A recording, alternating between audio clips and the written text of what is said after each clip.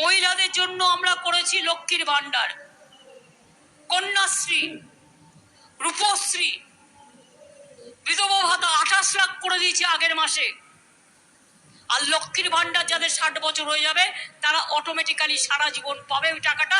এটা আমরা আগেও বলে দিয়েছি এবং দেখবেন যে 6 লক্ষ আছে তারাও 2-3 দিনের মধ্যে পেয়ে যাবেন।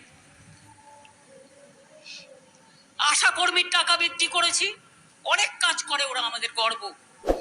অঙ্গনওয়াড়ি কর্মী, হেল্পার, যারা মিড ডে মিল রান্না করে, ভিআরপি, শিক্ষা বন্ধু, civic volunteer, village police, green পুলিশের সাম্মানিক বৃদ্ধি, সরকারি কর্মীদের ডিএ, পাট্টা প্রধান, কৃষক বন্ধুদের শস্য বীমা যোজনা বিনা পয়সায় রেশন, বিনা পয়সায় স্বাস্থ্যসাথী, ছাত্র যুবদের জন্য smart card, Kanyashree, Aikyashree, Shikshashree, smart card, সবুজ সাইকেল, স্মার্টফোন, তাছাড়াও Swami Vivekananda scholarship, Aikyashree scholarship, caste certificate, Medhashree, জয় জহাশ্রী পেনশন, তপশিলি বন্ধু পেনশন, ইমাম ভাতা, লোকপ্রসার ভাতা, পুরোহিত ভাতা, এমনকি যজ্ঞশ্রী প্রকল্প করেছি। সেখানে গরিব ছেলে মেয়েরা তারা যাতে ইঞ্জিনিয়ারিং হতে পারে, বড় আগামী দিন ডাক্তার হতে পারে, আইপিএস আইএস হতে পারে, ডাব্লিউপিএস ডাব্লিউবিসিএস হতে পারে, তার জন্য ট্রেনিং সেন্টার করছি। তাছাড়াও মনে রাখবেন, এখানে শিল্পায়ন ও কর্মসংস্থানকে বাড়াবার জন্য আমরা যেটা করছি সেটা হচ্ছে আমরা 6টা ইকোনমিক করিডোর বানাচ্ছি। আর তার মধ্যে আমরা যেটা বাড়াচ্ছি সেটা হচ্ছে পানাগড় টু কুচবিহারও একটা ইকোনমিক করিডোর তৈরি করছি। ফলে পানাগড় থেকে বীরভূম হয়ে, মুর্শিদাবাদ, মালদা হয়ে, শিলিগুড়ি, আলিপুরদুয়ার, জলপাইগুড়ি হয়ে কুচবিহার পর্যন্ত শিল্প হবে। আর একটা কাজ আমরা করেছি, যারা বাইরে পরিযায়ী শ্রমিক আছে, এখানে যেমন মায়েরা, বাড়ির যিনি গার্জেন 5 লক্ষ টাকা স্বাস্থ্যসাথী স্কিম পান, তেমনি বাইরে যে ছেলেমেয়েরা কাজ করতে যায় তাদের জন্য আলাদা করে একটা 5 লক্ষ টাকার স্বাস্থ্যসাথী স্কিম তাদের দেওয়া হবে, যাতে তারা বিপদে পড়লে বাইরে গিয়ে চিকিৎসা করতে পারে, তারা নিজেদের দেখভাল করতে পারে। এটা মাথায় রাখবেন। আমরা যে তোমাদের 11 লক্ষ বাড়ির তালিকা দিয়েছিলাম, 3 বছর ধরে তোমরা আবাস যোজনার টাকা দাও না, রাস্তাঘাটের টাকা দাও না, 100 দিনের কাজের টাকা দাও না। কেন? আমরা কি খারাপ করেছিলাম? 100 দিনের কাজে ভারতবর্ষে বাংলা প্রথম ছিল, আবাস যোজনায় বাংলা প্রথম ছিল, আর রাস্তার কাজেও বাংলা প্রথম ছিল।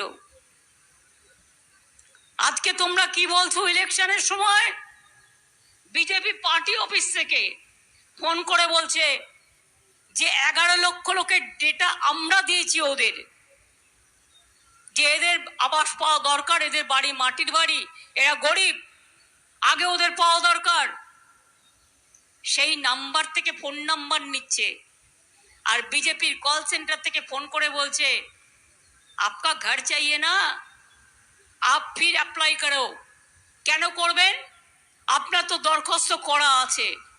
আর আমাদের সরকার তো বাজেটে 3 মাস আগে বলে দিয়েছে যে আপনাদের মে মাসের পরে ওটা আমরাই করে দেবো। আমরা কারো দয়া চাই না, আমরা কারো ভিক্ষা চাই না।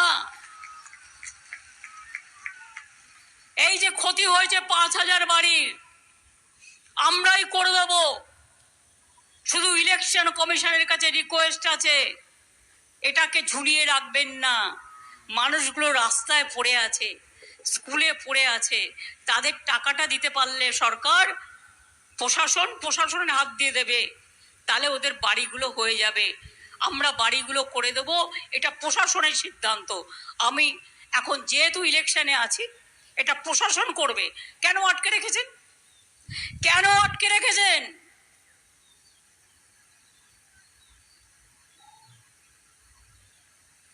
বিজেপি বলবে তারপরে ছাড়বেন? তো বিজেপিতে বলছে 100 দিনের টাকা দেবে না, দেয়নি। 3 বছর 100 দিনের কাজ করে জব কার্ড হোল্ডার ঝড়ে জলে ভিজে মাথায় করে মাটি বয়ে তাদের টাকা দেয়নি। আমি আপনাদের বলেছিলাম টাকা আমরা দিয়ে দেবো। টাকা পেয়েছেন কি পাননি? 100 দিনের কাজে 59 লক্ষ লোককে টাকা আমরা পৌঁছে দিয়েছি। আমরা ইলেকশনের আগে বলেছিলাম লক্ষ্মীর ভান্ডার করব, করেছি কি করিনি?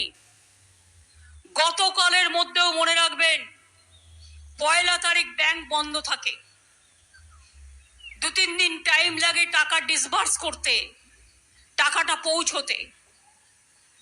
ইতিমধ্যেই 1,99,00,000 মহিলার বাড়িতে টাকা পৌঁছে গেছে। যাদেরটা 500 টাকা বেড়ে 1,000 হয়েছে, আর যাদেরটা 1,000 বেড়ে 1200 হয়েছে। নিজেরা চেক করে নেবেন। আর একটা বলা হয়েছিল যাদের 60 বছর বয়স হয়ে গেছে তারাও সারা জীবন লক্ষ্মীর ভান্ডারটা ওল্ড এজ পেনশনে চলে যাবে, লক্ষ্মীর ভান্ডার 2। এবং তাদেরও মনে রাখবেন স্কুটিনি শুরু হয়েছে। 6 লক্ষ মহিলা যাদের 60 বছর বয়স হয়ে গেছে তাদের টাকাটাও ছাড়তে শুরু হয়েছে, তারাও পেয়ে যাবেন। কন্যাশ্রী যেমন কন্যাশ্রী 1 আছে স্কুলের, কন্যাশ্রী 2 আছে কলেজের, কন্যাশ্রী 3 আছে বিশ্ববিদ্যালয়ের। স্টুডেন্টদের স্মার্ট ক্রেডিট কার্ড আছে, সবুজ সাথী সাইকেল বিনা পয়সায় পান। আগামী বছর থেকে তো আগেই বলা হয়েছে যে 12 ক্লাসে নয় 11 ক্লাসে স্মার্টফোন দিয়ে দেবো, যাতে গ্রাম বাংলার ছেলে মেয়েরা ভালো করে স্মার্টফোন দেখে পড়াশোনা করতে পারে। সেলফ হেল্প গ্রুপের জন্য বাজার তৈরি করা হচ্ছে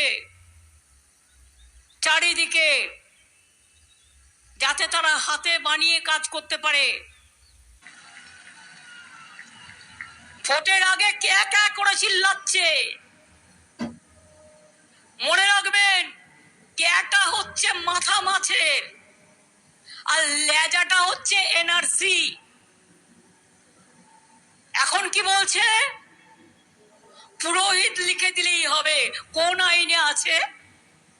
মিথ্যে কথা বলার আর মানুষকে বঞ্চিত করার একটা লিমিট থাকা উচিত। পুরোহিতরা পুজো করেন,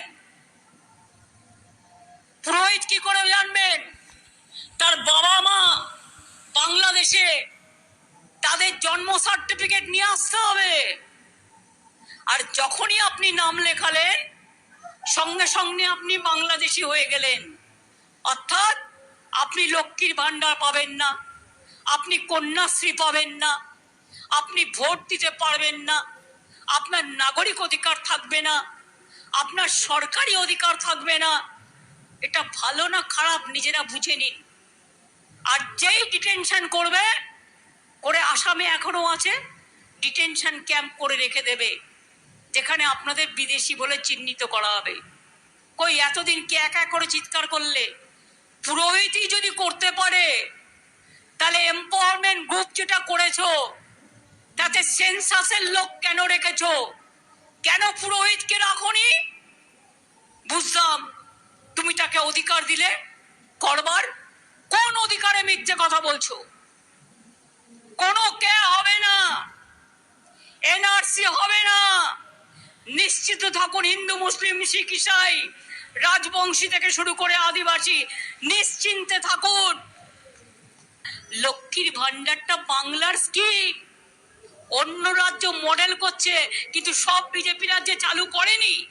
পারবে না ওরা করতে, ওরা দেয় না। ইলেকশনের সময় 2 মাস দেয়, তারপরে আর দেয় না। বিনা পয়সায় রেশন দেবো বলেছিলাম, আমরা দিই। মনে রাখবেন, ওরা যে সংখ্যাটায় দেয় সব লোককে দেয় না। ওরা 40% দিলে আমরা 100% দিই। বাংলার বাড়ি প্রকল্প নামটা প্রধানমন্ত্রী আবাস যোজনা, আর তার 50% টাকা আমাদের দিতে হয়, 40% টাকা আমরা দিই, আর জায়গাটাও আমরা দিই। তাহলে কত হলো? 50-50। তাহলে তোমার নাম কেন থাকবে?